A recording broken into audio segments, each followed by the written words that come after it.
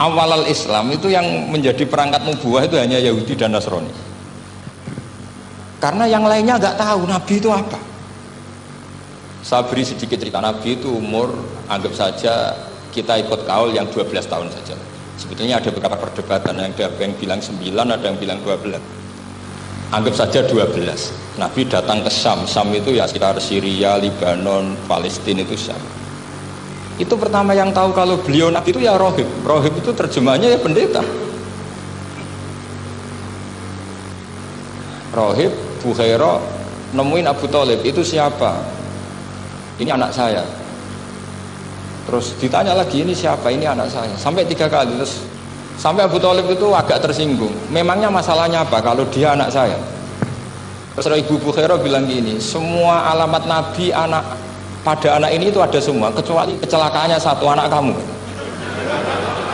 Loh, memangnya masalahnya apa? Karena alamat Nabi di Taurat dan Injil itu yatim, sementara ini punya bapak kamu, ini masalah. Jadi dilihat matanya sudah memenuhi kriteria, semua memenuhi kriteria kecuali satu, karena punya bapak Abu. Akhirnya Abu Thalib ngaku, ndak, ini ndak anak saya, ponakan saya. Akhirnya diketahui kalau ini benar-benar calon Nabi. Pertama yang tahu siapa? Pendeta.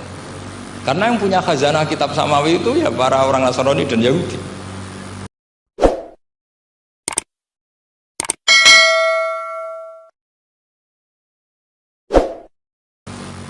Sehingga Al-Quran meskipun pada akhirnya ngeritik Yahudi Nasrani itu, tapi nggak bicarakan Yahudi Nasrani.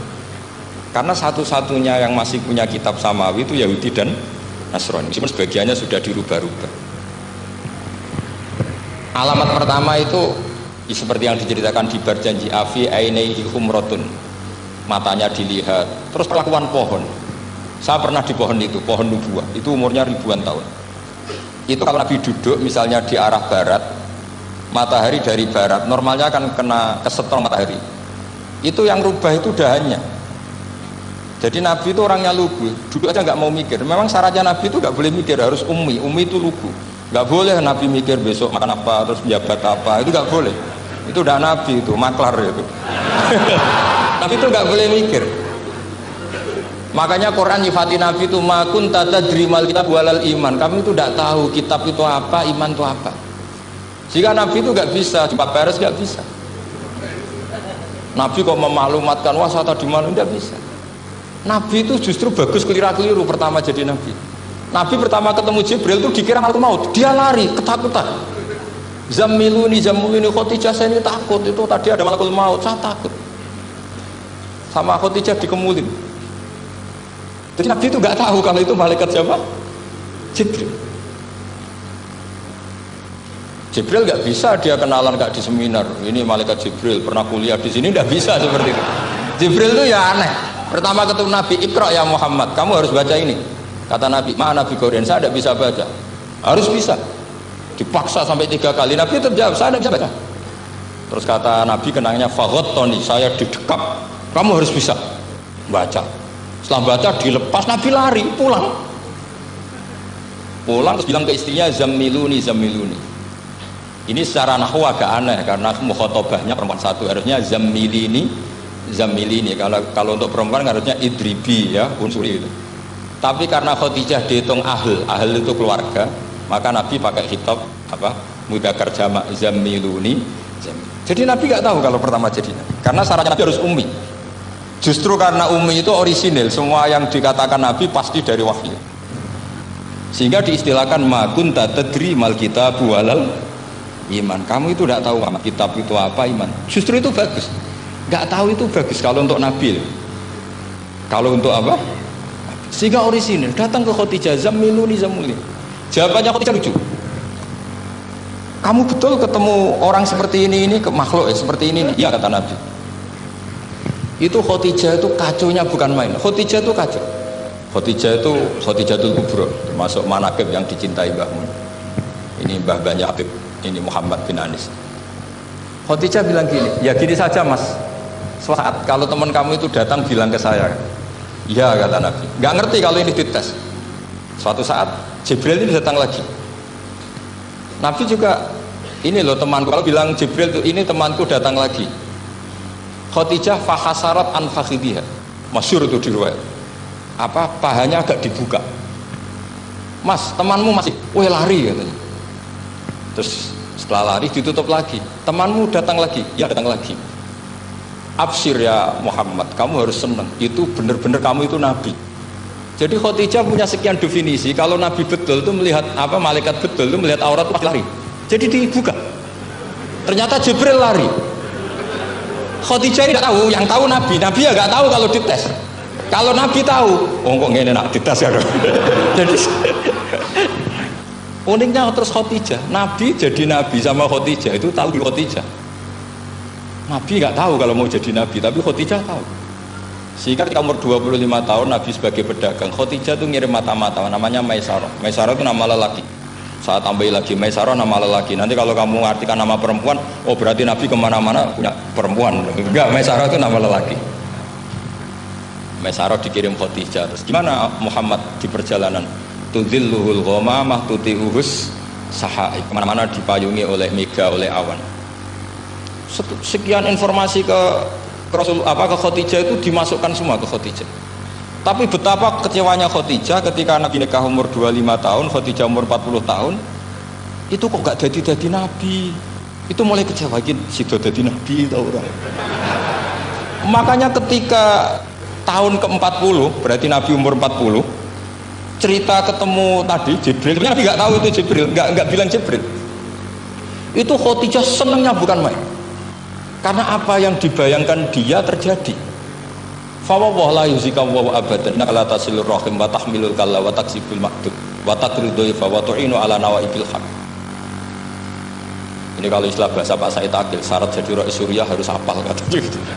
Sonono syaratnya jadi ulama. Akhirnya Khadijah itu sempurnanya bukan main karena pernah ragu 15 tahun.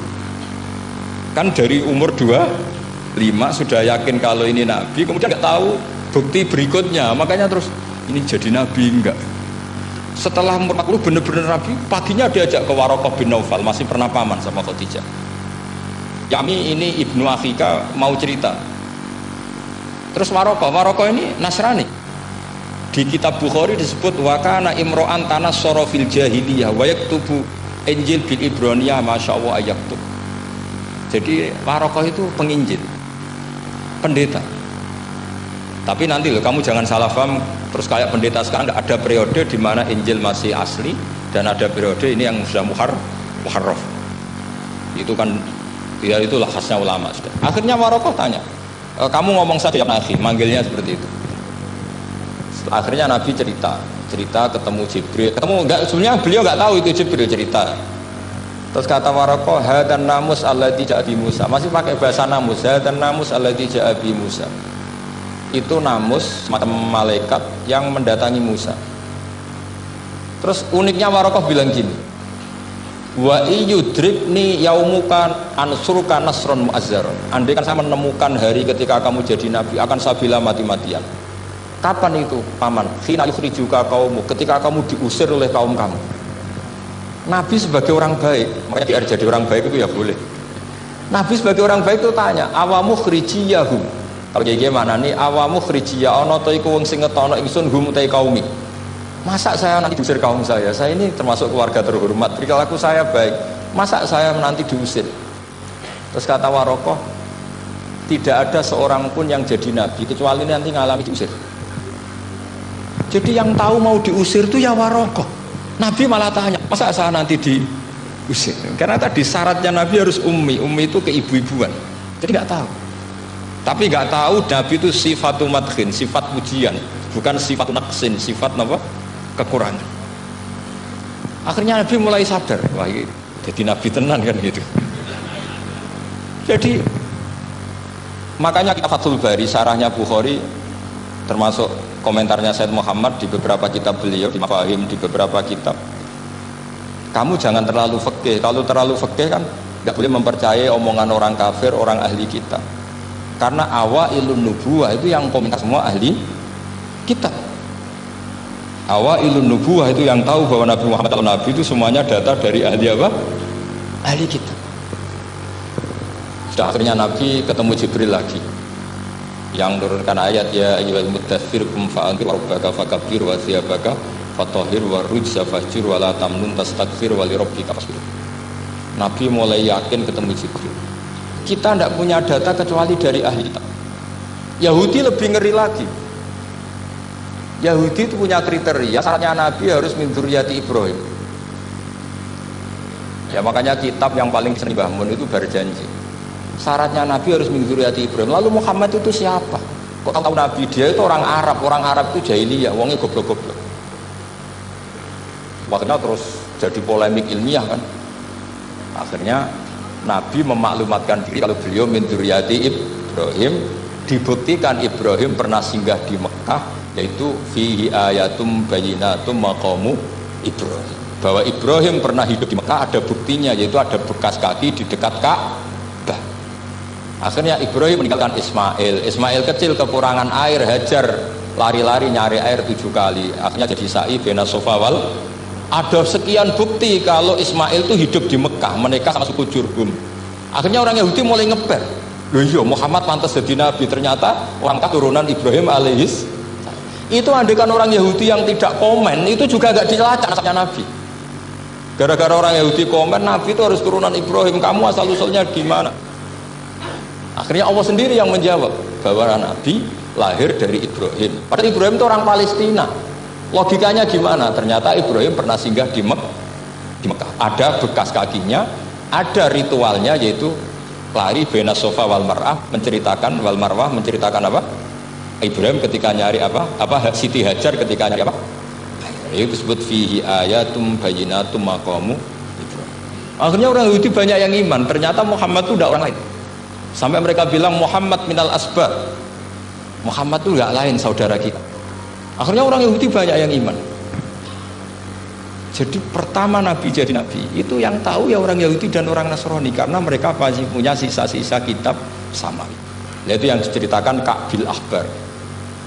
Ya al-haditsus tsani an Yasar bin atau an Ka'bil Ahbar. Qala 'allamani abi Taurata ila sifran wahidan kana yaqtimuhu wa yudkhilus sunduk falamma mata bi fatahtuhu fa idzan fi nabiyyun yakhruju akhiras zaman maulidu bi Makkah wa hijratu bil Madinah wa sultanuhu bisyam. Jadi saya urun nerangkan maulid. Yang ini tiba al haditsus tsani an Yasar bin atau an Ka'bil Ahbar. Kata Ka'bil Ahbar, saya ngaji sama bapak itu Taurat itu khatam. Tapi saya itu iskal itu janggal. Kenapa ada satu lempiran yang tidak diajarkan? Disimpan fisunduk. Jadi orang Yahudi itu ada baiknya. Mestinya kalau mangkal kan dibakar supaya hilang jejak. Enggak. Karena Yahudi itu ada unsur nubuah. Karena babanya Yahuda bin Yakub bin Ishak bin Ibrahim. Tapi Yahudi yang orisinil ya. Saya berkali-kali ngaji bilang Israel itu kalimat madhin, pujian. Sehingga Israel disebut wa ani faddaltukum alal alam, itu Israel yang bani karena ada gennya Nabi. Kalau Israel yang sekarang itu nation, sebuah negara. Mereka ada yang Zionis, ada yang turunan Eropa, Amerika, terus Islamfobia. Itu beda Israel yang negara dengan Israel yang bani. Kalau yang bani itu ada unsur gen para apa?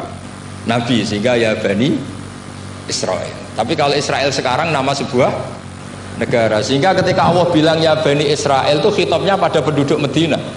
Kenapa? Karena penduduk Medina zaman itu banyak yang keturunan Nabi Ibrahim alaihis salam. Jadi Israel di Quran itu bukan nama sebuah negara, nama sebuah turunan, sehingga disebut ya Bani Israel, he anak turune Israel. Kita tahu Israel nama lain daripada Nabi Yakub bin Ishak bin Ibrahim. Falam mama tabi, orang Yahudi itu unik. Wong dia benci kok naskah itu tetap disimpan. Terus kata Ka'bil Ahbar, falam mama tabi fatahtu, ketika bapak saya meninggal, kotak ini tak buka. Faidan fihi nabiyyun yakhruju akhir zaman. Di situ ada keterangan bahkan akan ada nabi yang keluar akhirat mauliduhu di Makkah wa hijratuhu bil Madinah wa sultanuhu bisyam. Kerajaannya itu di Syam. Bareng Ka'bil Ahbar ini sebetulnya menangi Rasulullah SAW, tapi dia nggak mau iman karena Nabi itu nggak lengkap menurut dia. Ini Muhammad sudah benar lahirnya di Mekah, wafatnya di Madinah, tapi masih kurang satu, wa sultanu bisyam. Zaman itu Syria, Lebanon, Palestina masih di bawah pasukan salib, pasukan Nazaret. Sehingga dia mikir, katanya kerajaan Islam ada di Syam, ini kok Muhammad nggak jadi raja di Syam, sehingga dia menunda imannya. Yuakhiru Islamahu. Bareng era Sayyidina Umar, beliau bisa menaklukkan Baitul Maqdis. Terus dia iman. Makanya imannya Ka'bul Akbar itu era Sayyidina Umar, karena sudah masuk definisi ketiga wasultanuhu Syam, kerajaannya Nabi ada di Syam. Iman. Sekali iman langsung pinter deh. Wong sedurunge baca kitab Samawi banyak. Sehingga Sayyidina Umar kalau mau tanya kitab Samawi ya tanya Ka'bul Akbar. Karena beliau itu Nabi sudah benar maulidu di Makkah, wa hijratu bil Madinah, wa sultanuhu Bisyam. Rasulullah ketika wafat atau intaqala ila rafiqil ala itu belum menangi Islam naklukkan mana Palestina. Tapi Nabi itu kasef. Nabi itu nak kasef itu ya lucu. Makanya kalau ada kiai lucu itu ya anggapnya niru Nabi. Nabi itu lucu. Ada sahabat itu gak pati ganteng, pendek gak pati ganteng, namanya Surakoh. Itu digojol sama Nabi.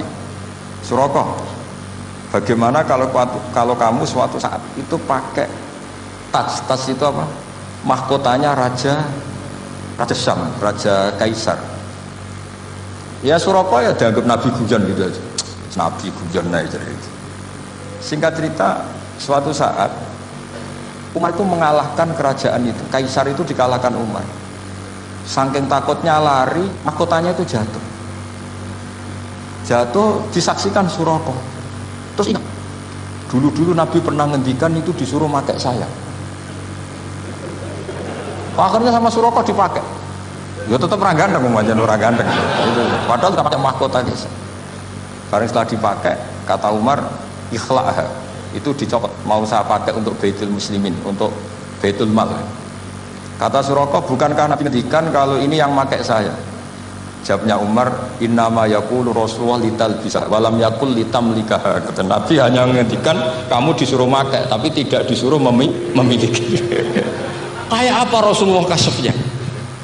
Itu kata orang-orang yang pernah ke Turki. Saya belum pernah ke Turki, tapi saya hafal hadis sahih ini. Itu ditulis di masjid Turki itu, lataf tahunnal Konstantinia.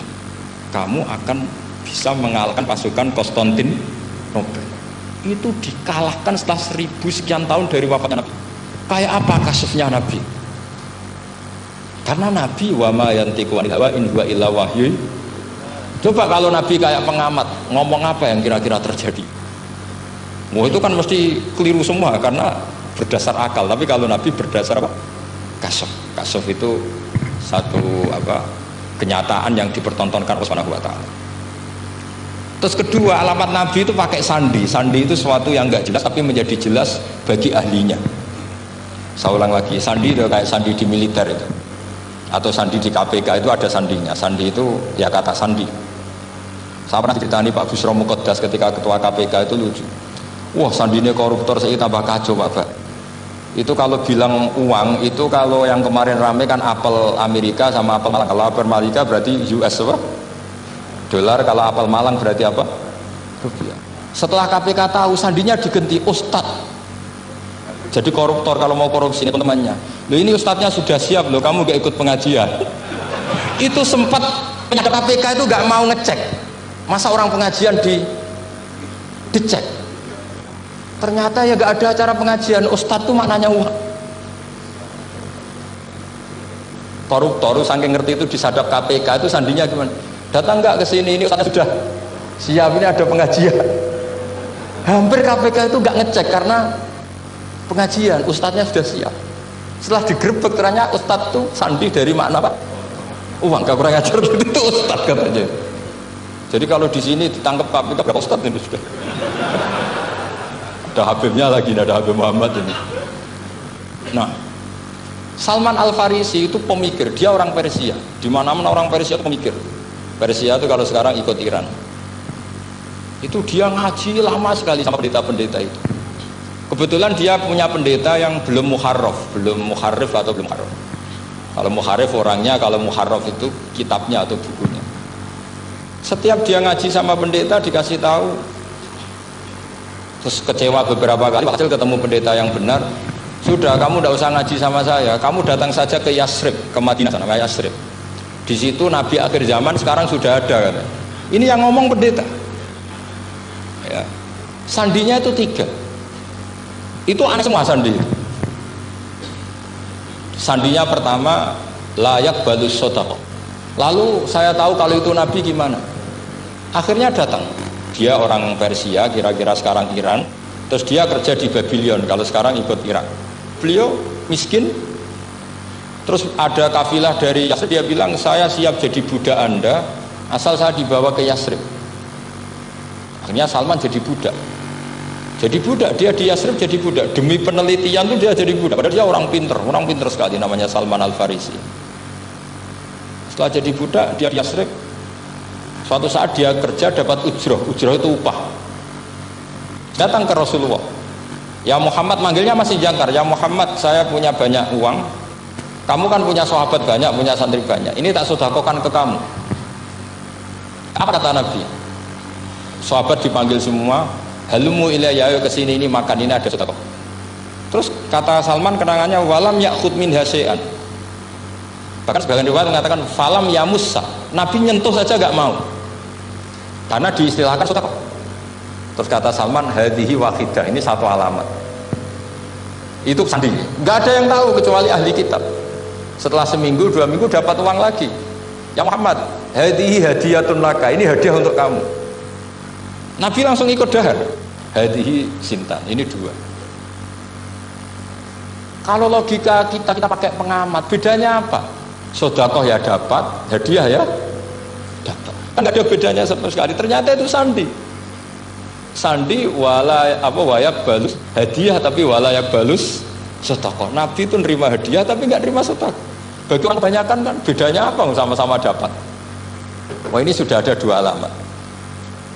Jadi alamat tuh ya kadang aneh, masa sedekah sama hadiah dibedakan. Terus ketiga, wafi katifihil aisar khotamun nubuwah mislu baidotin nu'amah. Di katifil aisar, apa kalau orang sini bilang apa? Pundak yang kiri itu ada khotamun nubuwah, ada alamat bahwa beliau adalah nabi akhir zaman, yaitu mislu baidotin nu'amah, kayak semacam telur manuk darah. Wah, itu pusing. Waduh, caranya enggak gimana? Dia berkali-kali datang ke situ. Nabi itu orangnya priayi, jadi sering pakai baju. Kalau Nabi ini jenengan sering blodor gampang. Ini kan Nabi kan sering priayi. Tapi Nabi itu memang unik. Ketika Salman ke situ, pas beliau mau wudhu, biasanya nggak pernah pakai buka baju. Nabi dibuka bajunya. Akhirnya Salman fa'aqab ba'alaihi, bersungkur di depan Nabi, kemudian mengatakan aman tubika ya Rasulullah. Karena ada 3 alamat. Lagi-lagi 3 itu juga didapatkan dari ahli kitab.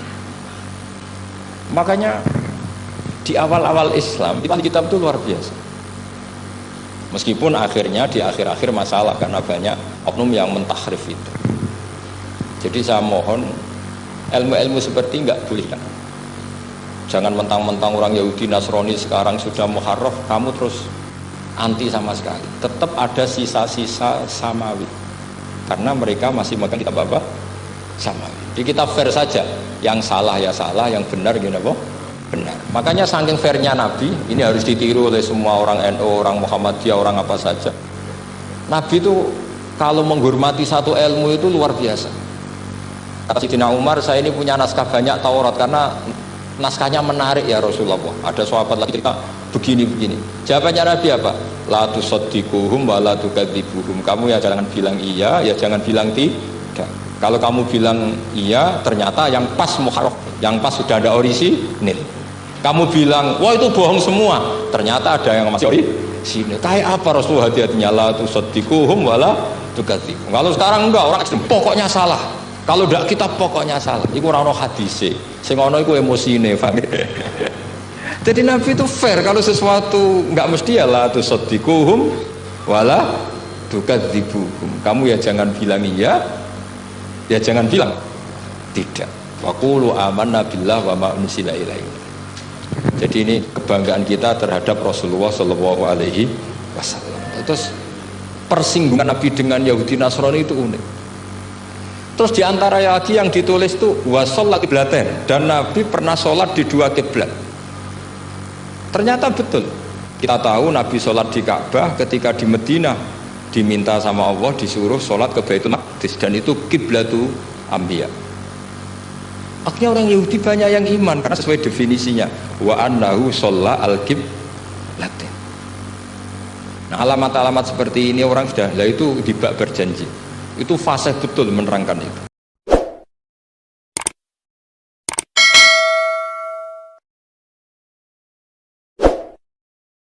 Di kalau terangno nggih cara madzhab Abu Hanifah banyu iku ora iso najis. Wes pokoke banyu iku nyucekno dadi ora iso napa najis. Tapi kalau dalam madzhab Syafi'i itu air yang tidak sampai 2 kolah. 2 kolah niku ukuran 1/4 itu sekira-kira 1 meter persegi. Berarti kiri kanan atas bawah niku napa? 1 meter niku pun 2 napa? Kolah. Niku nak cari Imam Syafi'i jika air sebelum 2 kula itu kena najis sedikit rubah atau tidak rubah najis, nggih. Tapi kalau terlalu banyak meskipun kena macam-macam tidak nopo tidak najis. Terus ila mata ghayyara kecuali yang rubah. Di misalnya ada limbah, ada kubangan besar gitu yang beribu-ribu liter tapi kok warnanya sudah warna coklat. Ya kayak tinja macam-macam itu dihukumi apa? Najis. Tapi wis macam-macam malah madhab dalam air itu. Tapi saya pastikan itu madhab ulama. Saya pastikan itu madhab ulama. Kalau teks hadisnya begini nih, monggo nak jinan api latihan ijtihad, kok menyesatkan ya ora apa-apa, sementing ini latihan. Ya. Jadi di Medina, ini hadis di Musnad Ahmad. Di Madinah itu ada sumur, bukan sungai loh. Saya ulang lagi sumur, bukan sungai. Kalau sungai itu konotasinya kan luas, panjang, mengalir. Ini sumur, bener-bener apa? Sumur. Sumur, ya gedene sumur enggak sepiro. Nabi itu wudu di situ, terus diingatkan ya Rasulullah, itu sumur dulu zaman sebelum engkau datang, sebelum ada Islam di sini, dipakai pembuangan jifah. Batang anjing dan nyuwun sewu kotoran orang haid. Ya kotoran orang haid. Terus saat itu Nabi ngendikan alma tahurun la yunajjisuhu syai'un. Kata Nabi yang namanya air itu menyucikan. Tidak pernah bisa kena najisnya. Alma tahurun la yunajjisuhu syai'un. Terus Nabi wudu. Ya sudah begitu. Ya sudah begitu sama rasa bojiro-jiro no. Alhamdulillah hadisnya ngono. Ya kan ya, paham kan ya? Mana nak sampean ditangkleti. Kulon sering ditanya sama orang-orang Jakarta, "Gus, saya ini punya air langganan PDAM. Itu dikelola dari sungai ini. Padahal sungai ini mulai tinja sampai sapi tank macam-macam ya ke situ semua, Gus. Terus gak baunya karena kaporit. Itu gimana itu, Gus? Suci ndak itu? Terus saya tanya, lah kamu pakai ndak? Ya sudah pakai, tapi tetap tanya hukumnya. Itu kan seperti yang di Jakarta itu kan misalnya yang diolah itu kan sungai macam-macam tuh, Gus. Lah itu yang limbah keluarga ya kalau untuk nyuci piring nggak apa-apa. Sapi tank macam-macam kan ke situ juga. Ya kan ya, cara kok istihad ya. Karena kalau menurut Syafi'i 2 kolah pun tidak ada pengaruhnya kalau terlalu banyak apa? Bahan yang apa? Najis, yang limbah itu yang najis. Ya jelas najis ya. Kalau teletong sapi kan ijek ono intikal madhab, rausul makul tohir. Kotoran hewan suci itu suci, masih banyak madhab yang mengatakan bahwa kotoran barang suci itu suci, masih bisa intikal. Kalau kotoran manusia itu lebih kriminal, enggak ada madhabnya itu. Jadi kotorane wedhus iku ana ulama sing darani suci, tapi nek kotorane ruhin gak ono. Nah, itu kan repot. Makanya kata sebagian ahli hadis, sebaiknya hadis itu tidak usah diistihati, pokoknya Nabi ngendikan begitu gitu. Ya sudah orang terus ya sudah begitu. Paham gitu. Terus seperti di sini misalnya yang di sini Gajah Wong itu kan atasannya sana mulai kali Code kan wong macam-macam. Mulai wong buang kotor air besar, air kecil kan lewat semua. Macam-macam. Makanya masalah air itu pokoknya sifatnya air itu ma'an tahura, sifatnya air itu mensucikan. Mensucikan itu 2 dalam mazhab Syafi'i itu. Air dan tanah. Ya, air dan tanah. Terus sama Abu Hanifah ditambah 1. Ini kalau sampean coba tidak apa-apa, api. Makanya kalau ada boto, coroknya apa mus? Boto ya? Boto bangunan apa? Boto. Itu kan kebanyakan kan kadang kan tipak buahan pletong itu kan ya. Terus dipakai boto. Dicampur-campur, diulet-ulet. Terus jadi apa? Boto. Cara mazhab Syafi'i tetap najis, dipakai masjid tidak bisa karena sebagian bahannya dari apa? Najis. Cara mazhab Hanafi suci karena sudah dibakar. Karena api itu termasuk alat mensucikan. Alasannya Imam Abu Hanifah, orang yang fasik-fasik itu nanti disucikan pakai api neraka. Berarti api itu bagian dari alat mensucikan. Jadi misalnya Ruhin mau sholat dibakar, sholat suci gitu.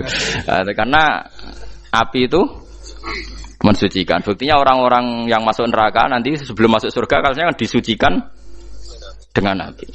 Mana ada di neraka disucikan pakai air? Hanya kalau ada batu bata itu yang dipakai dari najis ya, kemudian dibakar, itu berarti cara mazhab Hanafi suci. Alhamdulillah itu. Jadi kita bikin masjid nyaman karena bahannya dianggap apa? Suci. Lewat apa? Lewat apa? Api tadi lihat dibakar. Tapi yang ngeri ya. Nggih. Ben sampean ngerti mazhab gitu. Terus saya memang tak niati setiap saya ngaji entah 1 2 tak sisipkan hukum fikih karena fikih ini yang kita alami keseharian. Nggih, fikih ini yang kita alami napa? Keseharian. Makanya saya minta teks hadis tadi jangan rubah. Pokoknya ada sumur loh, tidak sungai. Sumur itu kan airnya tenang, tidak ngalir. Nyatanya Rasulullah sudah dilapuri.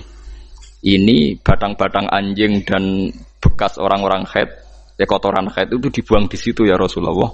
Terus Nabi menjawab, alma la yunajjis alma utahurun la yunajjisuhu syai'un.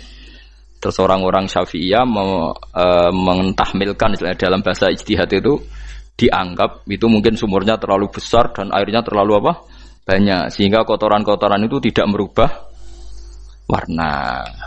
Tapi kata yang lain-lain masa yang bener aja gitu, masa banyu diam dimasuki kotoran gitu tidak nopo rubah. Nah itu ya itulah ijtihad. Ijtihad itu ya. Ijtihad itu guyonannya kan gitu. Pendapat saya benar mungkin salah, pendapat Anda salah mungkin apa? Benar. Karena ya sama-sama mirip-mirip itu untuk menganalisis itu. Yang jelas Allah mensifati air itu ma'an tahura, bahwa air itu punya sifat dasar mensucikan. Wah, nak cara kula niku asal tidak terlalu ketok najis ngoten niku. Kaya PDAM ngoten niku, ngger gak ambu taek terus gak ambu apa nek suci ngoten mawon. Dan takoki tapi kan asal usulnya di sana najis gini. Asal usul barang kok repot. Kula sering dibantai tiang-tiang sing terlalu napa was-was. Tapi jelas saya tahu sendiri. Sapi teng itu ngalir ke sungai gini-gini saya tahu sendiri. Tak jawab, saya juga tahu sendiri dari langit itu langsung air turun.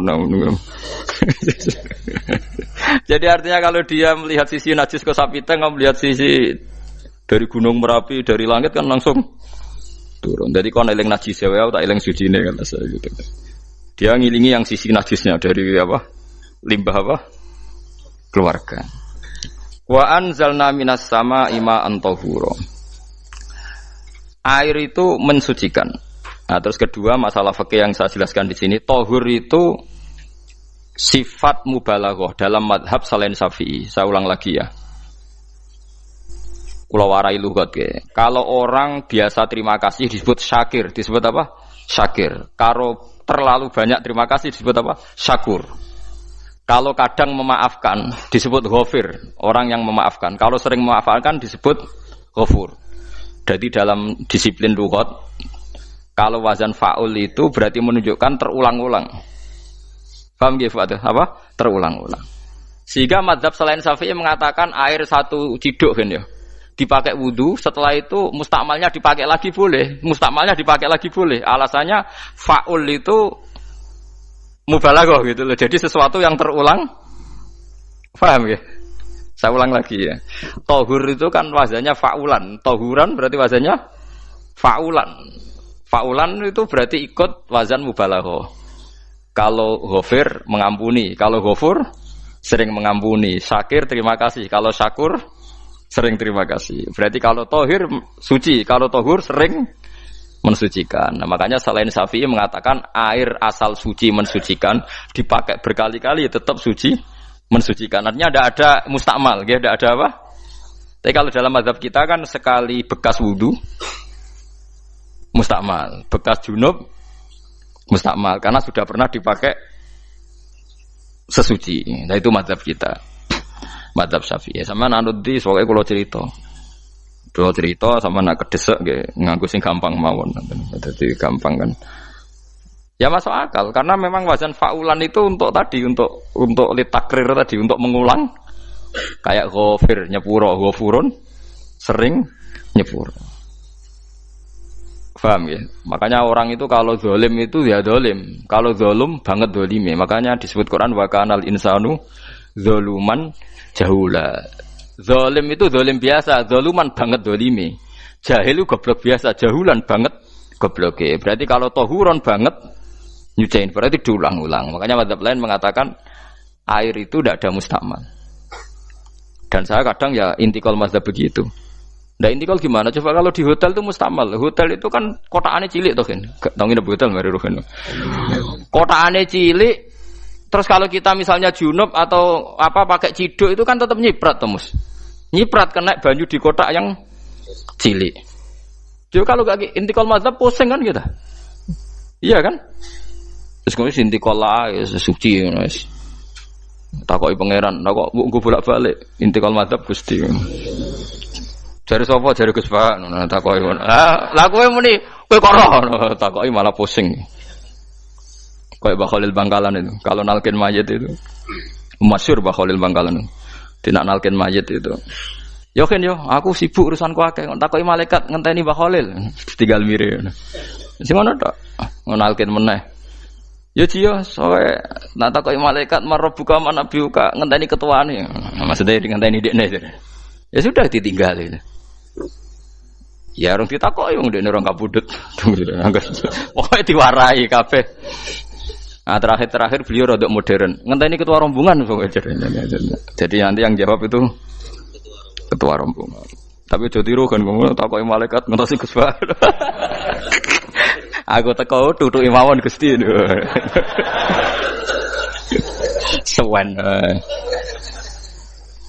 Yakin muga rugen ngomong ngoten kula ngomong bukan nangkir. Kamu tahu kan tugas standar Anda apa? Ya tugas standare bukan nangkir nutuki Gus. Biasa wae. Biasa nutuki takkan apa? Nah itu mungkin bagian guyone wali ku jek mungkin. Kadang orang itu engkar ndak bisa. Yaitu tadi piye wae resmi teksnya Allah tu yaumana kullu unasim bi imamihim. Nanti manusia dipanggil itu per ketuanya. Bukan per individu kesuwen. Jadi ada teori itu yang mungkin benar. Teori itu yang mungkin benar karena kita nanti di mahsyar juga dipanggil ketuanya dulu. Jadi ya ma'asyarus syafi'iyah. Terus Imam Syafi'i disuruh maju ya ma'asyarul malikiyah. Karena ketua ini nanti yang menciptakan madhab. Karena ada pepatah an-nasu ala dini mulukihim. Manusia itu ngikuti tradisi ketuanya. Lagi coba orang Indonesia mbok bodoh, mbok ora, mbok pinter, mbok ora nggak Abu Bakar ya radhiyallahu anhu. Coba kalau tradisinya Syiah, mungkin Abu Bakar laknatullah alaihi kan gitu. Ya kita tidak tahu begitu. Akhirnya kita ketiban apik karena menghormati apa? Sahabat. Artinya ketua itu penting, menciptakan suasana ketua itu penting. Coba kalau tanpa ketua, mungkin kita tidak punya tradisi. Makanya yang dipanggil itu ketuanya. Paham? Makanya sampean milih ketua itu yang benar. Setidaknya orang ikhlas. Misalnya rapati benar, penting ini ikhlas. Ngeri itu kalau pas sampean dipanggil nunjuk ketua itu. Kemudian ketua partai, wah panggil pangeran bingung sampean. Ketua sopo nyebut ketua partai. Waduh. Ketua nih partai dia celok pangeran Melayu. Wah ngadepi pangeran meriang tetep. Paham ya? Jadi nanti sampean itu ditanya itu lewat nopo ketua. Terus ketua nanti itu ngecek ada nur yang dipakai alamat dia ngikutin ndak. Nah yang paling ngeri ya termasuk Rasulullah itu nanti pakai standar itu. Inna umati yut'auna yaumal qiyamati hurran muhajjalin min atharil wudu. Itu kan ada tanya jawab sama sahabat. Kata Rasulullah, kamu tidak usah khawatir kalau saya meninggal.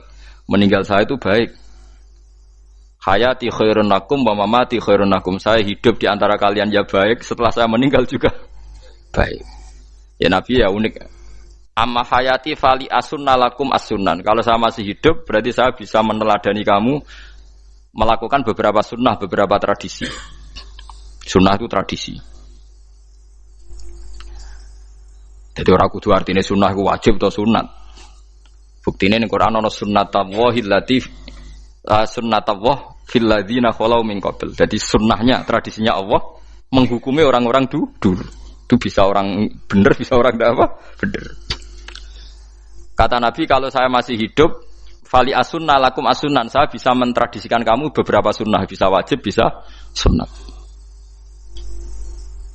Wa amma wafati ya khairun lakum. Kalau saya sudah meninggal nanti juga bagus. Mergo aku nak SK pundhut jare Nabi, aku jejer pangeran.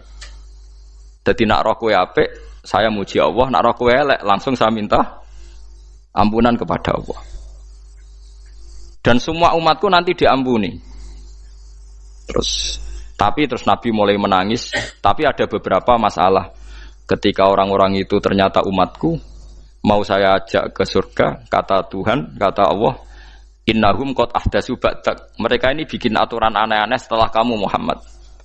Terus fa'aqulu suhqan ya sudah kalau gitu tak tinggal ke surga, ndak ikut masuk surga. Nah, kemudian ulama berdebat ahdatsu itu apa? So, ada yang itu bid'ah gitu. Macam-macam. Kalau ulama Sunni ahdatsu itu ya bid'ah ibadah mahdhah. Jadi misalnya orang melakukan sholat zuhur kok 6 rakaat itu kan wong nganggur papat wis kesel kok malah muni 6 itu loh. Utawa duhur kok mau 3 rakaat itu kan ya itu bid'ah. Karena ibadah mahdhah. Tapi kalau masalah sosial itu fleksibel. Fleksibelnya adalah misalnya dulu Nabi naik unta, orang yang anti bid'ah juga naik Innova. Padahal dulu naik unta. Orang-orang yang poligami itu ya tidak nunggu istri pertama mati. Padahal dulu Nabi poligami setelah Sayyidah Khadijah meninggal. Ya mereka baik-baik saja.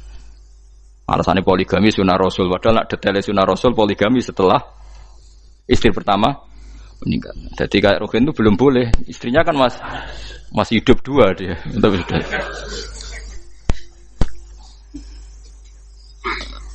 Nah, bahkan artinya kalau sampean memaksakan gitu, sampean kalau nggak percaya saya bacakan ayat. Wal khailah wal bihola wal hamira litarkabuha wazina. Kamu bisa naik kuda, naik onta, naik himar. Setelah kamu naik dan kamu tenang di atas punggungnya, litastawu ala zuhuri, summa tazkuru ni'mata rabbikum idza stawaitum alaihi wa taqulu subhanalladzi sakhkhara lana hadza ma kunna lahu muqrinin.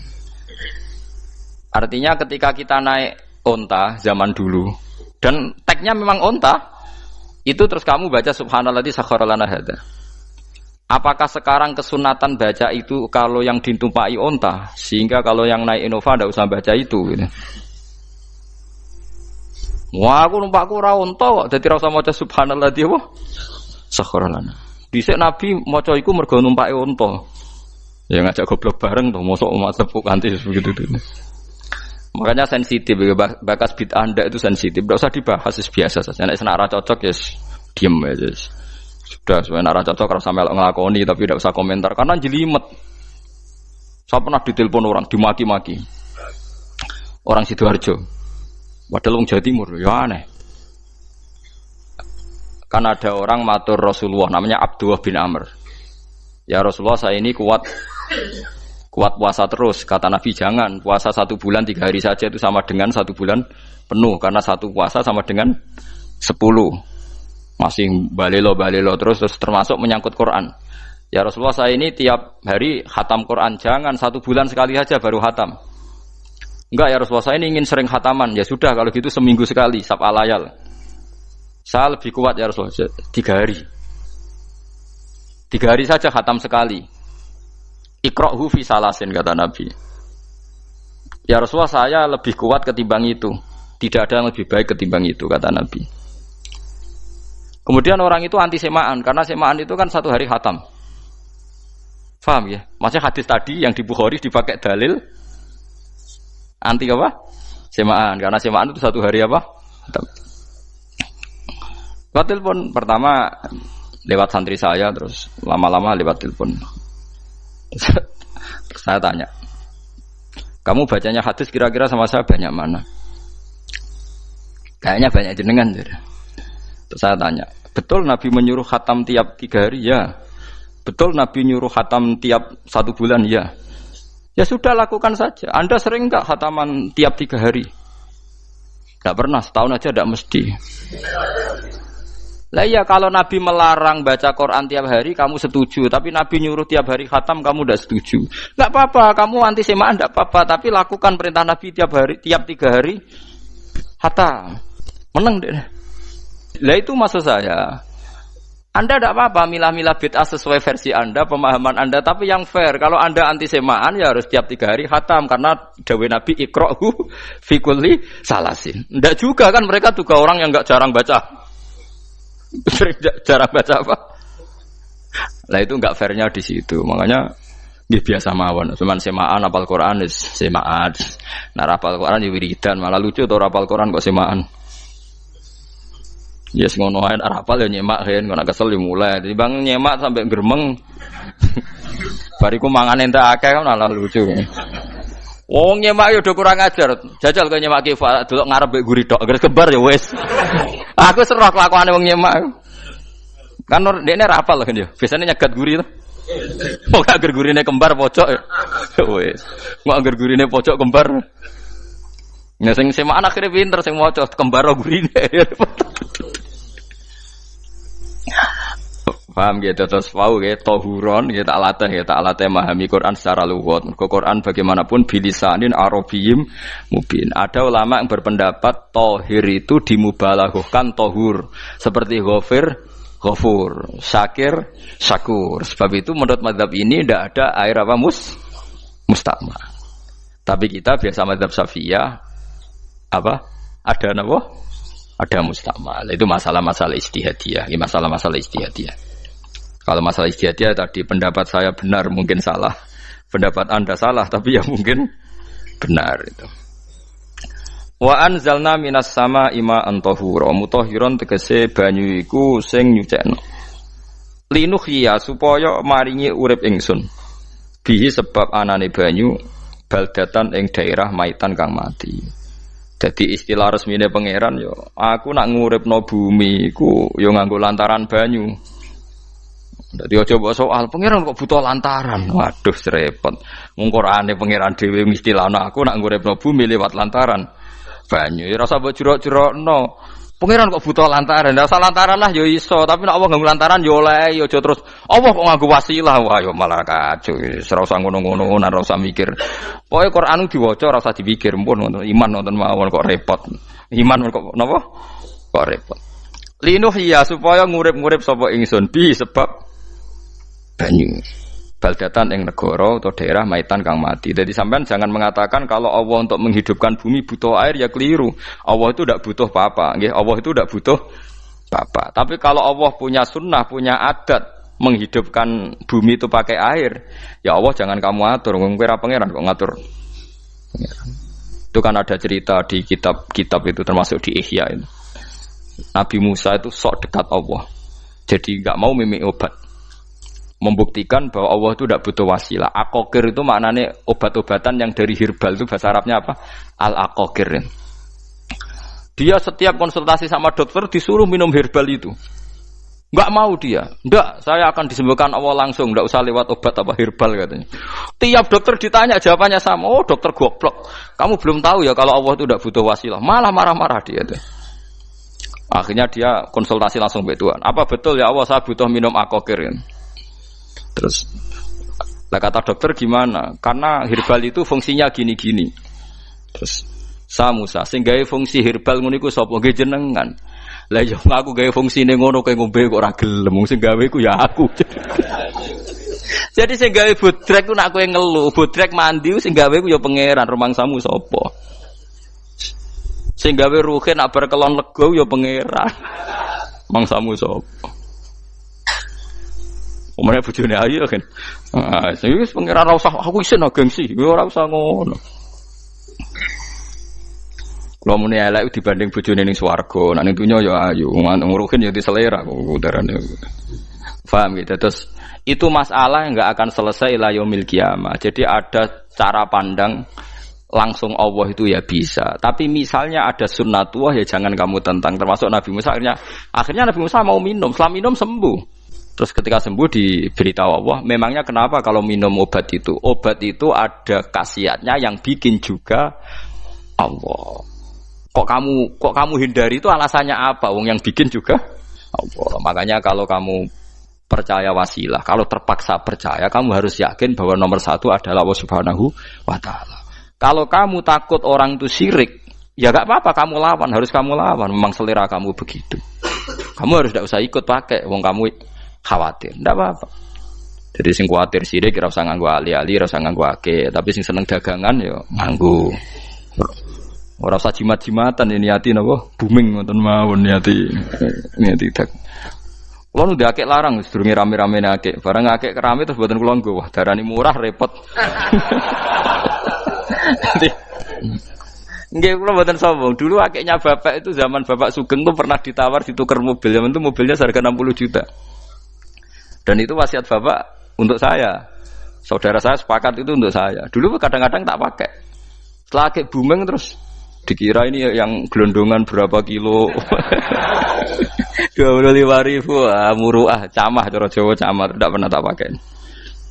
Saya yakin ikut turun itu aki-aki yang mahal itu karena dikira yang produk ya yang masal itu yang itu. Paham gitu tuh sampean biar tahu duduk perkara ini. Jadi tohur ya tohuron itu sifat mubalaghah. Tapi kalau dalam madzhab Syafi'i tohur itu ismul alat. Jadi tidak maknanya mengulang-ulang sehingga Imam Syafi'i tidak membolehkan wudu pakai air mustamal. Lah menurut hadis kayaknya benar Imam Syafi'i secara lahir.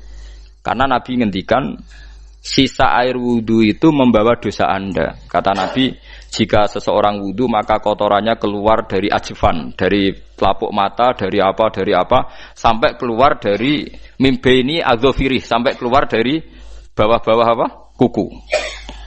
Sehingga kalau air ini sudah membawa kotoran dosa Anda, berarti air ini kan sudah menjadi air kotor.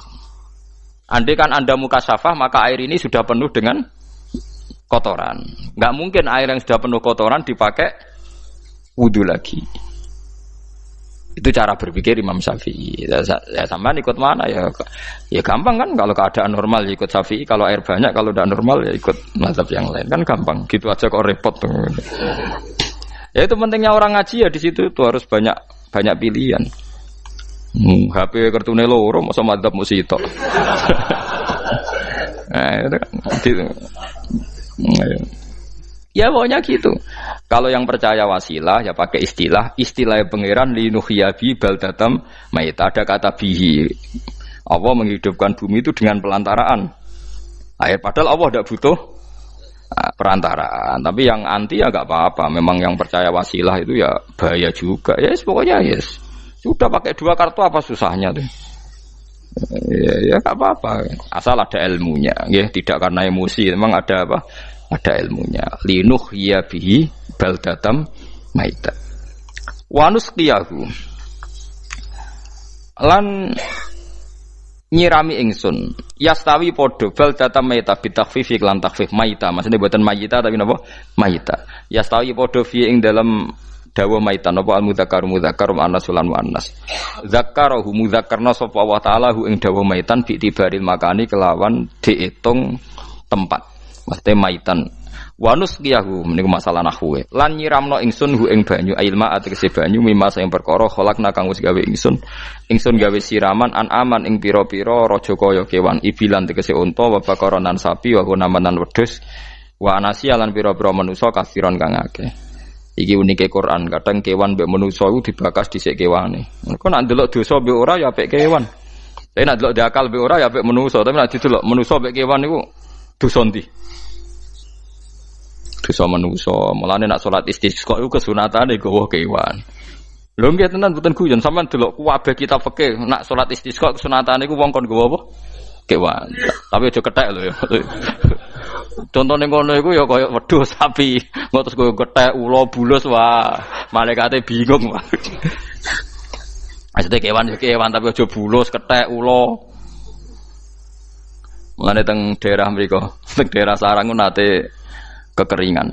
Bareng kekeringan tiang salat istiqo ono sing nggo sapi, nggo wedhus. Delalah bar salat istiqo iku udan. Tapi kula seneng mbek kiai ini. Pas udan kiai ini ngendikan itu.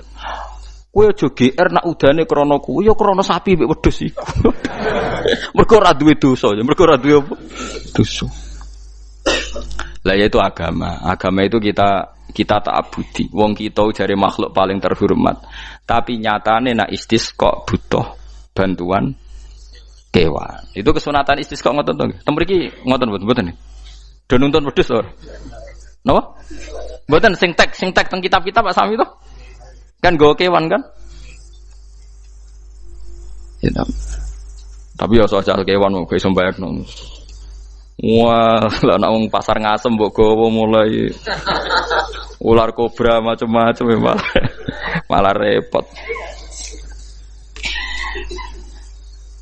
Ndak ini menunjukkan nggih karena manusia iku akeh dosane. Mulane jemben teng ora-ora mahsyar iku manusa ora kepengin apa kewan ora kepengin dadi manusa tapi manusa kepengin dadi kewan. Makanya nanti ketika ngadepi hisab gak kuat wa yaqulul kafiru ya laitani kuntu napa turaba. Maksudnya kuntu turaba ya Allah saya jadikan kewan sing di akhir segalanya didhawuhi Allah kuni turaban. Kamu sekarang cukup jadi turab. Intine manusa sampeyan teng ora-ora masaru bayangno kaya kewan sing akhir hayate mau didadekno napa lemah. Nah, kadang-kadang manusa itu dalam siklus ini apik kewan malah didhisikno mimma khalaqna napa an-aman riyen ya. Kalau dilihat dari dosa ndaknya, kalau dilihat dari manusia makhluk terhormat macam-macam ya apik manusa. Wa anasiya lan pira-pira manusa kathiron kang akeh jamu insan ente lafat anasi jamu lafat insan. Wa suhu te aslin lafat insan iku anasinu. Fa udilat moko digendi apa anunun digendi ya aning ya. Wa timat lan dene sopno fiha ing dalem ya apa enggang dalem ya apa al ya ya. Maksudnya ya sing sangka nun diidghamno be ya asli. Au jamu insin te jamu lafat insin. Walaqad tasarrafna lan teman-teman molak-malik ingsun to mutar-muter ingsun. Hu ing ma'il ma'atik sebanya bainahum antarane wong akeh liat zakaru supaya gelem eling sapa ngakeh. Asluhu ya tadzakaru. Niki kok usum nahwu. Ultimat gamna apa ata fi dzalik ing dalam dal wa fi qiraatin liat kuru bi sukuni dzal wa dhammil kaf. Liat kuru nikmat Allah ing nikmat Allah taala bihi klan ma. Fa aba mongko moh sapa aksarun nasi sapa akeh manusa moh ila kufuron kecuali mungkiri ning nikmat juhudan tegese mungkiri ning nikmat ngingkari ning nikmati maring nikmat haitsu qalu sekirane ngucap sapa ngakeh mutirna binawi kada mutirna den kei udan kita binawi kada sebab posisi perbintangan iki supaya kula warai iki sampeyan nak ketemu Allah ben selamat niku kula jamin lah nak ilmu kula ni orisinil Allah niku gada adat gada sunnah lah dalam bahasa Quran niku perkara iku ana alamate. Dadi misale ana mendung alamate napa udan. Terus Allah niku nggih damel sistem. Misale huwallazi ja'ala syamsa diya awal qamara nura wa qaddarahu manazila li ta'lamu adadas sinina napa wal hisab. Sehingga di sistem itu kita tahu musim hujan itu misalnya musim ini. Kalau musim kemarau ini posisi bintang pas di sini. Sehingga wong Jawa sing goblok lah roh iki musim hujan iki musim kemarau. Kalau ahli hisab, ahli astronomi ngerti kalau matahari di sini berarti musim ini, kalau matahari di sini musim ini. Begitu juga musim panas, musim gugur macam-macam. Itu kita tahu, itu sunahnya Allah dan itu yang bikin Allah, kita tahu. Tapi sekali ada hujan kok kamu bilang begini, wajar udan deres wong rendeng. Itu Allah tersinggung karena kamu nganggep udan itu jasane rendeng, ora jasane pangeran. Gak repot ngadepi pangeran. Ya memang begitu. Karena inginnya Allah manusia itu punya dua kecerdasan. Kecerdasan yang diciptakan nubuwah yaitu akidah dan kecerdasan yang diciptakan sains yaitu pengetahuan. Itu inginnya Allah. Jika menyangkut hisab dan ru'yah yang diperdebatkan oleh Muhammadiyah itu sebetulnya juga masalah sepele. Masalah sepele itu begini. Siapa sih yang mungkiri hisab? Wong hisab itu ya nasib pangeran li ta'lamu adadas sinina wal hisab. Siapa sih yang mungkiri ru'yah? Wong ru'yah itu hadisnya sahih. Yasumu li ru'yati wa aftiru li ru'yati. Fa in humma 'alaikum fa'akmilu iddata sa'ban salasina yauman. Jika kamu ragu ya ikmal. Ikmal itu menjadi 30 hari. Sekarang sampean saya tanya, ikmal 30 hari itu dari hisab apa ru'yah? Hisab kan namanya ikmal itu pakai saiki wis 29 nak kepen ikmal. 30. Lho ikmal ru'yah ta hisab. Bisa. Jadi apa susahnya sih pakai dua ilmu itu? Tapi sekarang jadi politik identitas. Pokoknya kalau ru'yah itu NU, kalau hisab itu Muhammadiyah. Terus dijak goblok bareng kan gitu. Mulane susah jadi ulama itu. Mergo dijak goblok nih lho. Ya sama seperti kunut ndak kunut. Saya Muhammadiyah itu lahir tahun 1912, NU 1926. Orang tahu semua sebelum itu zaman Madzhabul Arba'ah Abu Hanifah itu ndak kunut. Imam Syafi'i kunut. Terus kamu bilang Syafi'i NU, Abu Hanifah Muhammadiyah. Memangnya Imam Syafi'i tahu Rois Am? Jadi kita yang ulama itu biasa saja karena melihat Imam Syafi'i itu kunut, Abu Hanifah tidak kunut. Tahu-tahu sekarang jadi politik identitas kalau kunut itu NU, tidak kunut Muhammadiyah. Memangnya Imam Syafi'i tahu dadi Rois Am ning PBNU sing liwat ahwa kan mboten ate. Jadi kalau ulama itu lebih sederhana cara berpikir. Ya sudah, hisab itu ilmunya Allah, ruya ya ilmunya Allah. Jadi misalnya dagang dihitung, kalau dihitung itu rasional berarti sain. Kalau tidak dihitung kok berarti jenenge kejutan ya enggak, kita pernah ngalami kita pernah ngalami dua-duanya kan. Dihitung ya pernah laba, kejutan ya pernah. Musim sulit dagang rugi ya biasa, kecengklok rugi kebodhon biasa sama pernah. Anggap aja kalau rutin namanya sain sesuai hitungan pengetahuan. Kalau model ngono kejutannya selesai kan. Kok dibenturkan? Kejutan sama rutin itu absolut mana? Akurat mana? Ya ngajak goblok bareng. Paham ki biasa mawon wong sing seneng ilmu tuh ben biasa roh iku roh dojo ben. Ya ben biasa. Nah sekarang itu usum, anti ilmu itu usum. Yang usum sekarang itu politik nopo identitas. Soalnya batik wong Yogyakarta, wah batik nasional berarti wong batik wong Indonesia, anak batik ra wong Indonesia. Jadi batik nopo pakaian nopo nasional.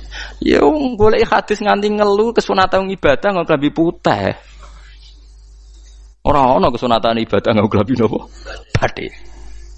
Tapi nak kowe wong alim ben diarani klambi putih gak wajib, kudu kadang-kadang nganggo batik, nggo nunjukno nak nganggo putih iku. Saya tuh seingat saya belum pernah ngaji gak pakai baju putih. Karena pikiranku sering ditanya, "Gus kowe wong alim ora tau joban." Nak joban koyo wong Arab. Nak batik kesane kok ora sunah Rasul. Sunah Rasul seneng putih, setengah-tengah nganggo hem putih, wis sunah Rasul tapi tetep Indonesia. Wis tak pikir nonton. Lah rugen ra mikir nganggo batik. Tapi itu tadi, saya masih husnudzon.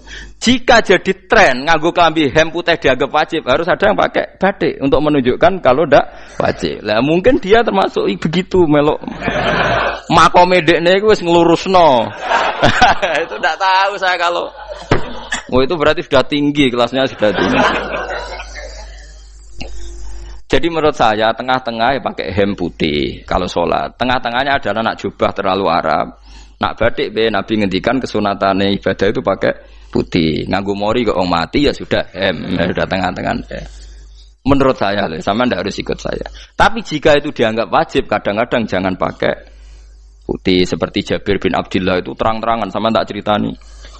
Dulu ketika Jabir bin Abdullah sahabat yang terkenal itu Jabir itu termasuk minas sabiqin al-awwalin itu.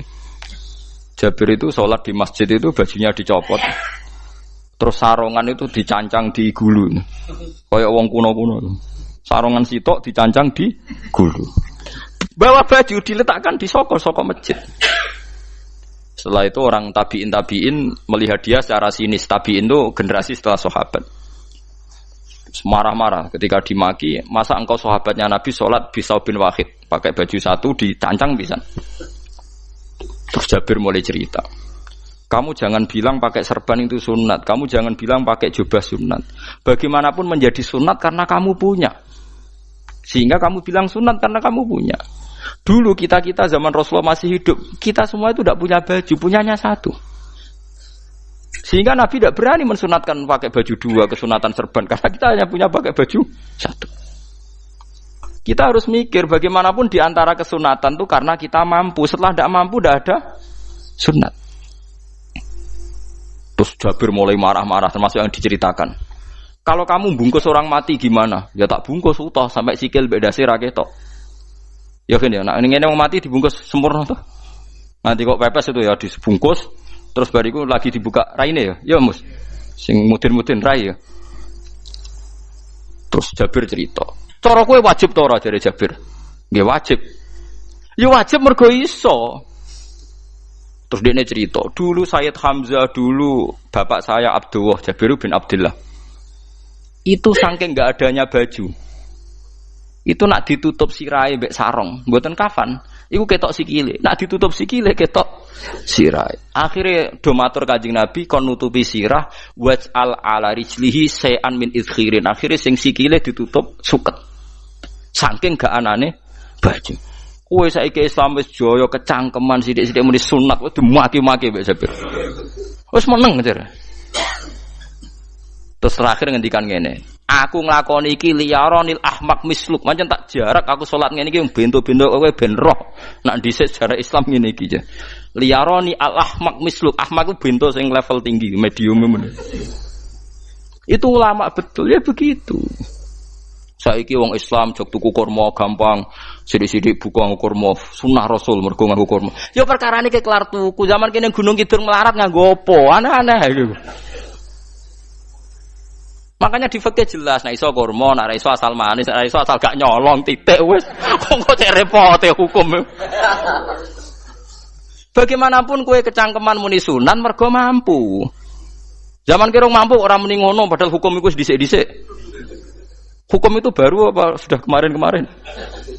Wis meneng ae. Kula ge sering, ngger kula kan kiai, ngger but poso sering sowan kathah. Kadang sing sowan luwih mlete timbang kula.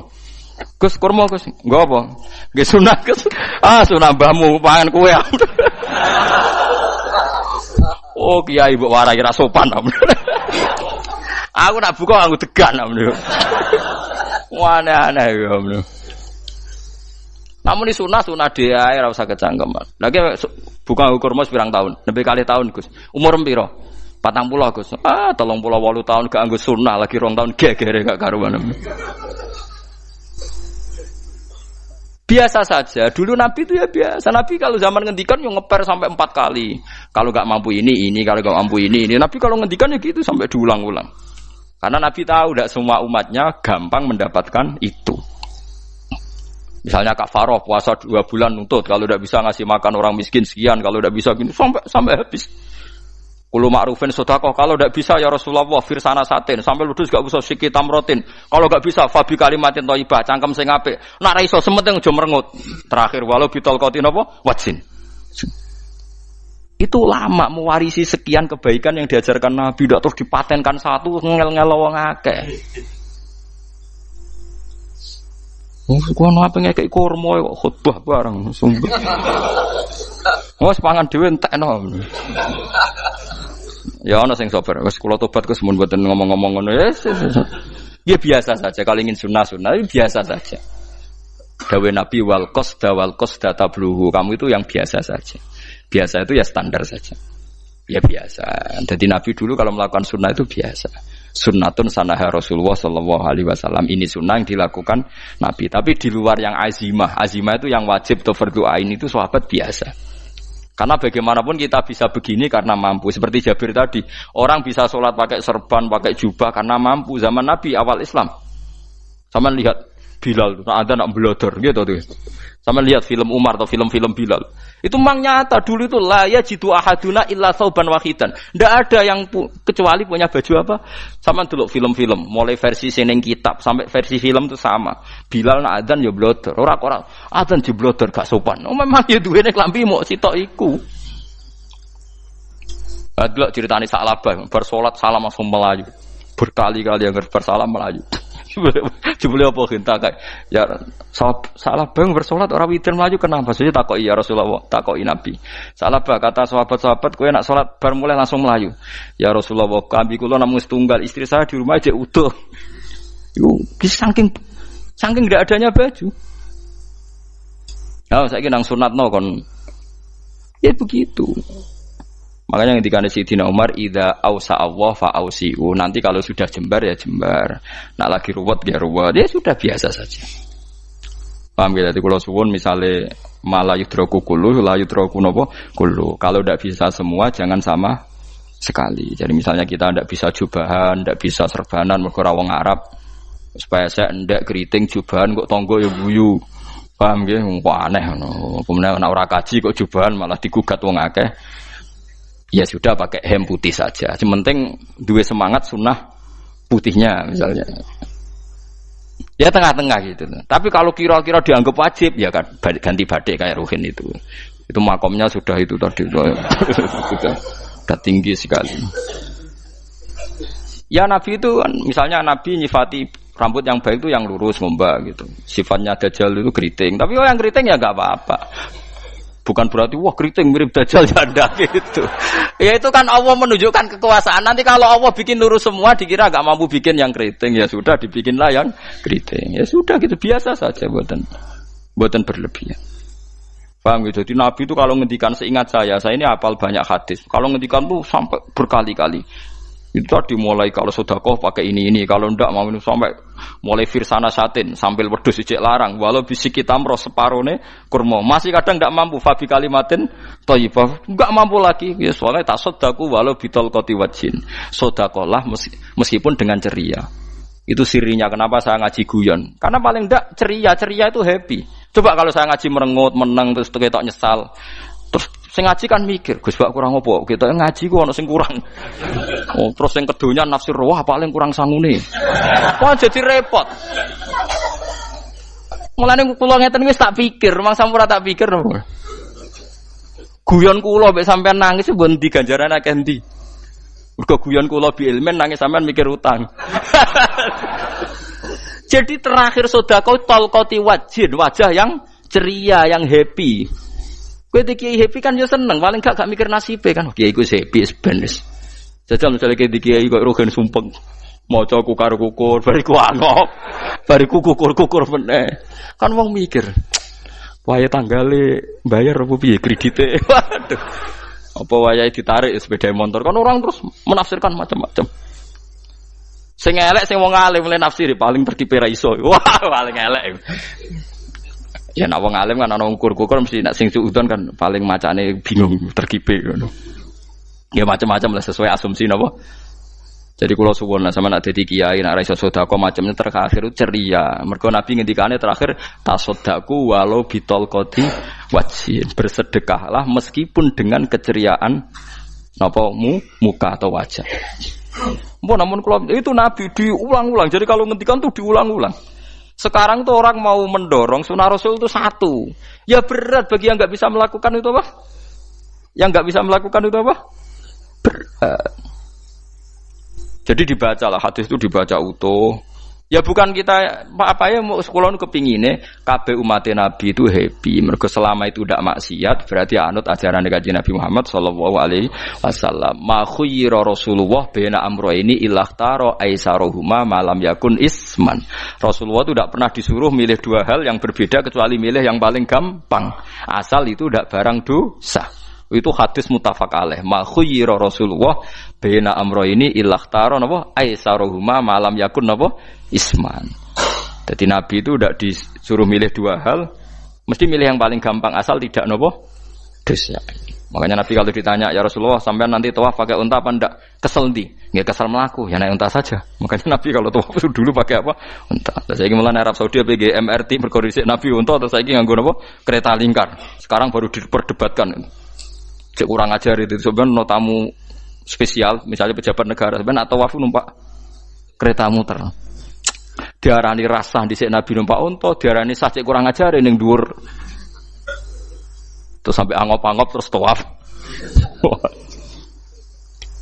Sampeyan muni sah ta ora ya, jujur. Muni rasah Nabi dhisik tawaf. Ngagem unta muni sah kok kurang ajar. Wah, ya misalnya numpak kereta asenan mbek anggap sithik-sithik sebeng 7. Kurang ajar juga. Saat ini lebih diperdebatkan, tapi ya mbak, sekarang bakas ngono ben ngerti hukum sampean, ben ora anak kiai ku bingung, ulama yo mikir hukum. Iku ketok ceria kalau sampean ora bingung ora ceria. Fa aba mongko sapa aksarun nasi sapa akeh manusa mo ila kufuron kecuali ngafirin nikmate Allah juhudan. Tegese ingkar li nikmati maring nikmat haitsu qalu sekirane ngucap sapa kufar mutir nabi nawi kada mutir nadien kae ringi udan kita binawi kada sebab posisi bintang sing ngene iki Walau syi'na la ba'atsna fi kulli qaryatin nadhira. Walau syi'na umpama ngersakno ingsun Allah la ba'atsna yektine nugasno ingsun utawa ngutus ingsun fi kulli qaryatin. Ing dalam saben-saben daerah desa nadhiron ing wong sing ngelingno. Umpama Allah ngersakno kabeh desa ya nabi, tapi kok kakek nabi malah repot kan. Yukhawifu kang ngekeki peringatan sapa nabi ahlaha ing penduduk Qaryah. Walakin ba'asnaka tetapi ini ngutus ingsun ka ing sira Muhammad ila ahlil qura maring kabeh penduduk kuliah sekabehane ahlil qura nadhiran khalid dadi nadhir khalid dadi nabi liya'zuma supaya gedhe apa ajruka ganjaran sira. Tapi kabeh nabi niku nggih wae Allah mampu mawon tiap desa dikai nabi, tapi Allah ndak melakukan itu, cukup nabi sitok terus kabeh iki kon anut Nabi Muhammad sallallahu alaihi wasallam. Mulane ana guyonan wong Arab wong Jawa apik endi? Apik wong Jawa aja. Wong Arab iku cara obat iku dosis tinggi, mulane dikirimi nabi. Wong Jawa cukup mudin, cukup kiai wis Islam. Dadi rapati salah lah. Penyakitnya ringan, jadi diobati kiai iku wis dadi iman. Nah wong Arab kudu napa? Nabi. Berarti penyakit berat mek ringan apik endi? Apik ringan. Mulane jare kiai Jawa, kita apik wong Jawa kus mek wong Arab. Mergo ora butuh napa? Nabi. Berarti dosisnya kan kecil ya, rendah. Sauni-uni mus. Wong bingung, ngono kok omongane wong napa? Bingung. Lha opo nganalisis ngono barang. Ya wong nganggur iku repot terus. Fala tuti mongko aja nurut sira al kafirina ing pira-pira wong kafir fi hawahum ing dalam hawa nafsune kafirin. Dadi kaya aja anut wong kafir ning menyangkut hawa nafsu. Tapi nek menyangkut kebaikan wong kafir sing kita kadang kalah baik dalam hal sosial ya malah Allah kadang melehno kita mergo kok kalah mbek wong kafir. Nggih misale ngeten iki makanya Imam Suyuti nafsiri falatutil kafirin ay fi hawahum dalam hal yang bersifat hawa napa nafsu. Misalnya begini saya contohkan, Allah melehno wong mukmin. Ada sahabat ketika perang itu tangannya terputus, kakinya juga terputus. Terus matur Rasulullah, ya Rasulullah gara-gara perang derekno engkau saya tangannya putus, kaki saya putus. Ternyata tidak diapresiasi sama Allah, malah disalahkan. Gini kok Allah terus nurono ayat iyam saskum korhun faqad masal qoma korhum misluh. Jika Anda luka karena perang, orang kafir pun luka. Wong kafir, wong gento wae wani luka demi kekafiran, kok kue wong Islam jare demi Allah ora wani luka. Jika masyhur di kalangan para ulama, nanti setiap kebaikan itu dibandingkan kezaliman. Ya saya ulang lagi, nanti setiap kebaikan itu dibandingkan kezaliman. Misalnya kita jadi kiai ora enak, ora gaji tetap, setepak-tepakan, kadang untuk duit, kadang ora. Enak jadi PNS, gajinya tetap. Nanti kita disalahkan Tuhan. Pedagang narkoba itu gajinya juga enggak tetap. Risikonya tinggi, ditangkap polisi, hukumannya mati, itu saja berani. Kowe kiai terima ngono ra wani. Kowe tahajud ka nyeben, bengi-bengi tangi tahajud ka nyeben. Tukang maling ayam bengi-bengi tangi nyolong. Risikonya tinggi ya anyep wani. Jadi nanti kowe di depan Tuhan dimaki-maki, kesalehan kita akan dibandingkan kezaliman. Lan ana wong saleh diutangi dhuwit ora oleh medhit, sebenarnya dibandingno. Maling mbek maling utang-utangan, wong saleh ora utang-utangan. Ya memang begitu. Nah itu yang dimaksud ayat intakunu ta'lamuna fa innahum ya'lamuna kama ta'lamun wa tarjuna minallah ma la yarjun. Jika kamu merasa sakit karena berjuang demi agama, orang-orang zalim juga sakit karena kezalimannya. Toh mereka berani. Coba jadi kiai bandar narkoba resikonya tinggi mana coba? Resiko jadi bandar narkoba, antar geng narkoba juga musuhan, takut ditangkap polisi. Jadi kiai paling ono wong hasud sithik-sithik. Paling wong ngrasani, kiai iso ngene omong tok ora iso nglakoni paling gitu. Padha kiai ini paling hasud. Ya sithik-sithik lah, paling serek. Kalau bandar narkoba gak cocok nembak. Karena rivalitas mereka ekstrim. Sehingga kalau sampean cemen jadi kiai nanti ya diingatkan Allah dibandingkan orang apa? Zalim. Jadi eling-eling ya. Terus semua kesalahan kita, loyalitas kita pada agama nanti dibandingkan orang zalim karena mereka loyal sama pekerjaannya, sama kezalimannya. Enggak terus preman-preman nak belani kanca wani mati.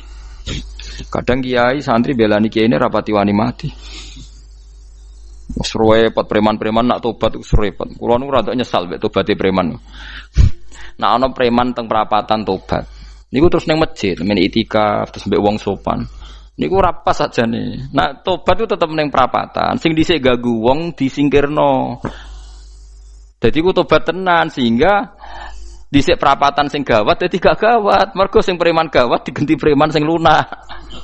Ora terus ning masjid ya sing iki tetep digenti generasine ngono. Mestine maksudnya mesti ora kok terus elek mboten mestine tobaté ngoten niku. Sayyidina Umar itu dulu itu menakut-nakuti orang Islam. Angger ana ndekne wong Islam wedi kabeh. Terus Abu Bakar ya wedi kabeh wedi. Suatu saat Rasulullah mlaku-mlaku ngerti Umar gulut ning ukat, menangan. Kata Rasulullah andekan yang Islam itu hebat Islam. Hanya Rasulullah berdoa wa ma'izal Islam fi Umar. Akhirnya Umar masuk Islam. Hari Kamis masuk Islamnya. Ya sekira tau mikir itu sadinane niku lho sadinane dongane Kamis masuk Islam Jumat. Ning omahe adike ning gone IP-ne. Mergo diwacana Quran surat Toha. Bareng Islam metuki Nabi mohon walhasil bar Islam teng Zaid bin Arqam ning mbene Nabi terus langsung marani omahe Abu Jahal ora terus ning masjid menenge mboten langsung marani Abu Jahal. Angger keganggu Nabi tak pateni. Bariku mare Abu Jahal, aku saiki wis Islam iki ganggu Nabi tak pateni. Gentenan wong kafir sing ndelik. Paham nggih? Dadi enak lho maksudnya. Lah misale terus Umar dadi sopan santun terus ketemu wong dilo, ketemu Abu Lahab monggo derek akhir. Wah. Kacau. Artinya enggak ada perubahan kan kalau gitu. Lan Ruhin mantan preman mboten kok tobaté ning kene ora roh. Mboten harus kiai dene. Mestine ngoten. Makanya Wahsy itu yang bunuh Sayyid siapa? Hamzah. Karena dia disuruh Hindun itu istrinya Abi Sufyan itu. Itu setelah membunuh Sayyid Hamzah dan dia Islam. Dan Nabi tidak siap melihat wajah Wahsy. Sumpahnya Wahsy apa? Saya bersumpah akan membunuh orang paling dibenci Rasulullah. Sebagaimana saya pernah membunuh orang paling dicintai Rasulullah. Terus tobatnya dia mateni Musailamah al-Kadzab. Wong sing ngaku Nabi ngarang Quran. Itu tuh sing mateni sinten? Wahsy. Jare Wahsy sebagaimana aku pernah membunuh orang paling dicintai Rasulullah, tobat saya membunuh orang paling dibenci Rasulullah. Lah misalnya terus Wahsy tobat, terus sampean nyapu masjid, terus gak duwe selera tarung. Zaman kafir tarungnya tenanan, bareng Islam menyapu masjid. Bariku ngiseni jedinge terus bareng dijak perang wedi wae repot. Ya niku ide kula tapi ora kudu lakon. Nek mau cerita ilmu sampeyan ora kudu nglakoni. Ya tugale wong preman brah-brah. Blojo narkoba entek akeh dilakoni, nggo judi diakoni. Sewengi orang preman itu kalau judi 2 juta 3 juta loh. Bareng tobat ngeboni masjid 10.000. Padahal donyane jek akeh. Mestine tobat yo. Saya zaman judi semalam 3 juta. Sekarang kalau pengajian atau ke masjid semalam 3 juta 100 lah minimal diluwei. Ora malah pas tobat nglebokno amplop masjid yo. 10.000, kadang 2.000. Repot-repot. Tapi ya apik tobat, mesti cerita. Tidak begitu, mestinya berbanding.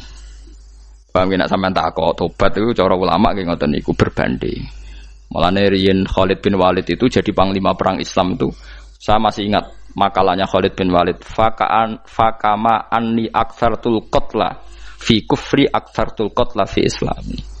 Dulu ketika saya kafir adalah sangat banyak membunuh orang Islam. Perang Uhud kalah itu karena panglima orang kafir adalah Khalid. Dia cakap sekali dalam ngatur strategi perang. So Khalid itu utek elek kan. Pikirannya ala sahabat yang menuso ruhin es. Kayak wong wedok ambek apa jenenge ghanimah mesti medun. Sahabat ora kabeh kaya aku kan ono kaya kue barang macam-macam. Gunung Uhud itu dhuwure mok sak musolane iki Jamira Gunung Uhud kaya Merapi niku mboten. Nah kaya Merapi amanah ning dhuwur tetep ra kenek, melayang to. Dadi Gunung Uhud itu dhuwure mok sak musolane mbok dhuwur pundi. Wong kula nate mriko bolak-balik kan nggak bisa nek urung tahu. Kula kaya wong India dadi melok itikaf teng gunung lho. Uhud. Mbok piye dalile mbok ya ora roh. Lah itu Khalid bin Walid pinter, dia ketika kalah itu muter ke belakang terus ghanimah itu dilepas. Ya dulu itu dalam perang dulu tuh ghanimah itu kan perempuan sama apa? Ya sama barang-barang itu. Ketika dilepas itu dianggap sudah mengaku kalah.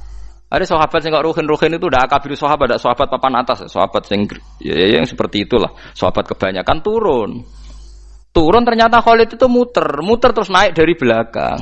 Pas sahabat turun, dia naik dari apa? Yo penak karek mana iko dhuwur, itu akhirnya kalah.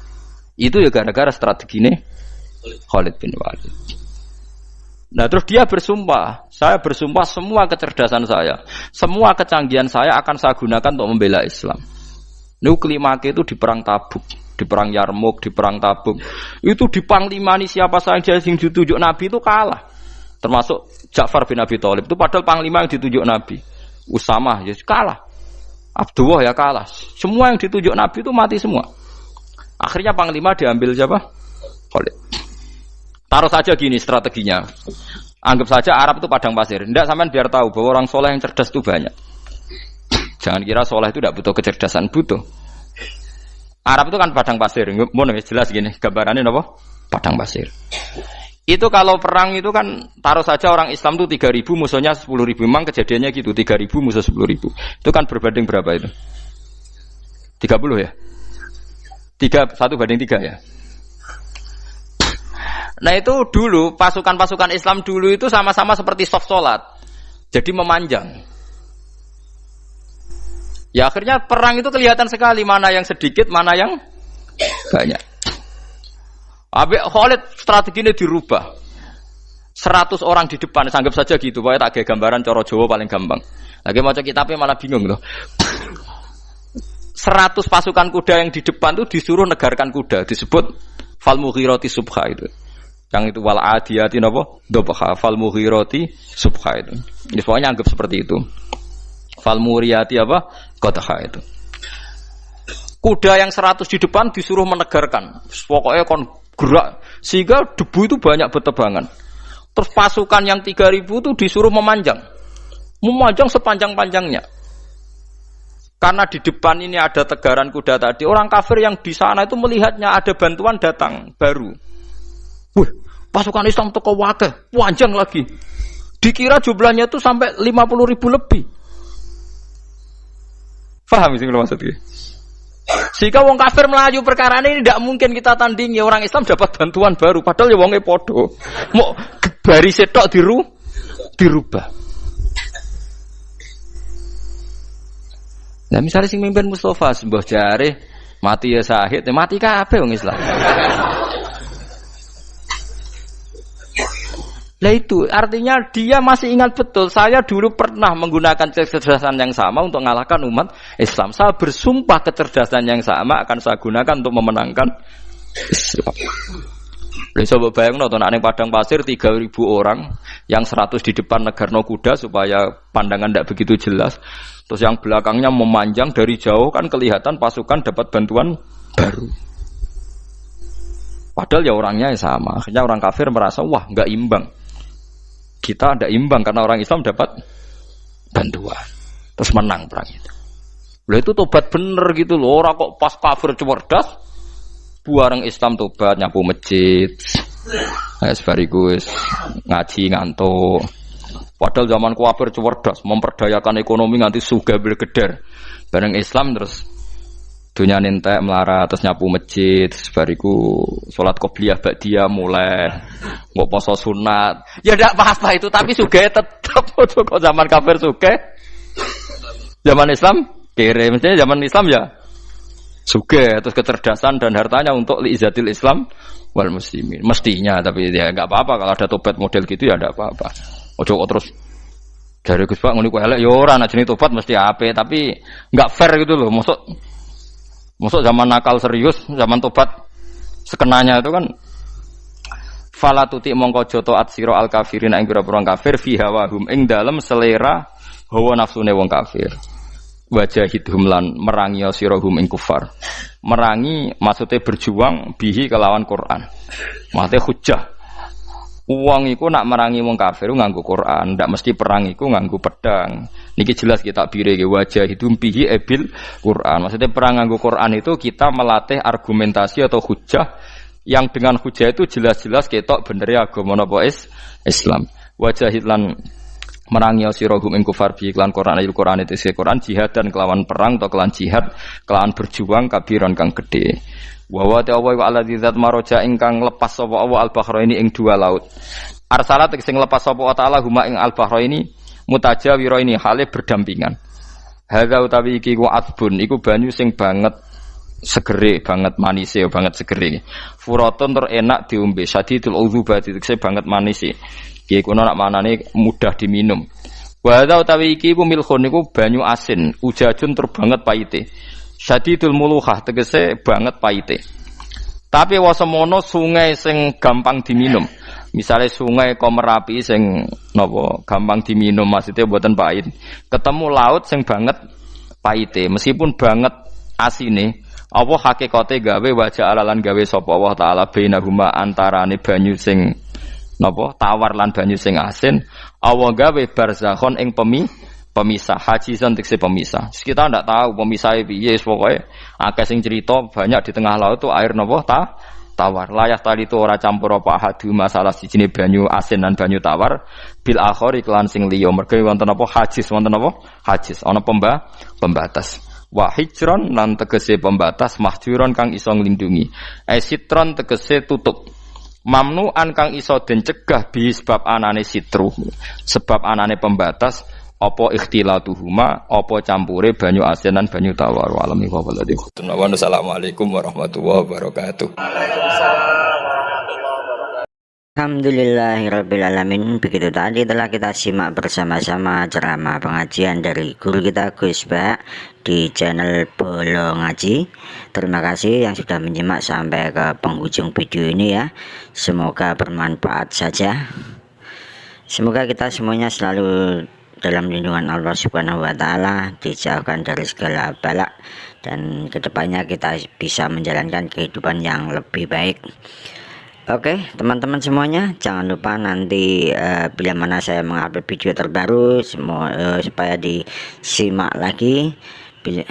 Akan ada notifikasi di perangkat Anda, tetapi dengan syarat silahkan mengeklik tombol subscribe beserta loncengnya ya, supaya nanti bila mana ada notifikasi langsung diklik dan ditonton lagi begitu. Oke, kita cukupkan sekian dulu, disambung di lain waktu. Mohon maaf untuk segala kekurangan, salah-salah kata dari saya. Channel Bolo Ngaji nanti akan kembali lagi, dan untuk saat ini kita berpisah dulu. Sampai jumpa lagi dan assalamualaikum warahmatullahi wabarakatuh.